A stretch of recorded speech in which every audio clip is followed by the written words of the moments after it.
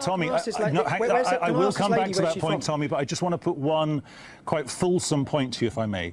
I'm sitting here in a studio in Doha. We are in Qatar. We are arguably in the heart of the Middle East. Therefore, we are in the heart of Islam. Let me just read something to you from the Holy Book, and I want you to react to that, OK? And you can't see me, but I've got a copy of the Quran in front of me. There are parts of a Holy Book that talk about people being persecuted and killed. There are parts of a Holy Book that talk about people all over the world being killed because you are my followers. Another quote from one of the Holy Books in this part of the world talks about people being stoned to death with stones until they die. Another part of a holy book that one can read in this part of the world talks about utterly destroying your enemies, spare them not, but slay both man and woman. When you hear those quotes, what do you think that speaks to?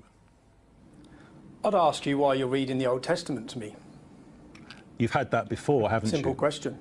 So, no, it's a simple question. I'm not stupid. You're sitting quoting verses from the Old Testament, thinking that I'm a moron that would think that's from the Quran. I know the Old Testament and I know the Quran.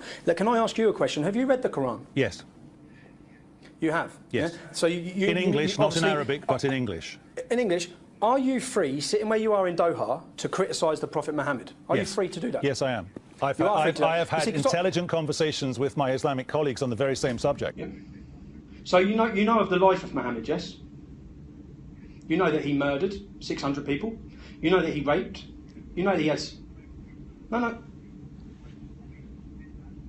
People in the Bible is very different to people in the Bible and the messenger of God, who is the most moral compass for every Muslim in the world.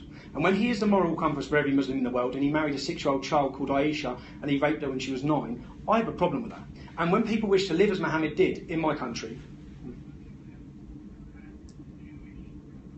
well, no. The country you're sitting in now, people from Israel are not even allowed to enter it. So if we want to talk about fascism, the country you're in now,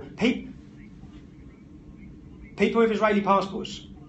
But okay, is that untrue? Can someone in Qatar leave Islam? Yes. Is apostasy punishable? You don't have to be Islamic to be in Qatar. You can leave the country. You can come into the country if you are Jewish.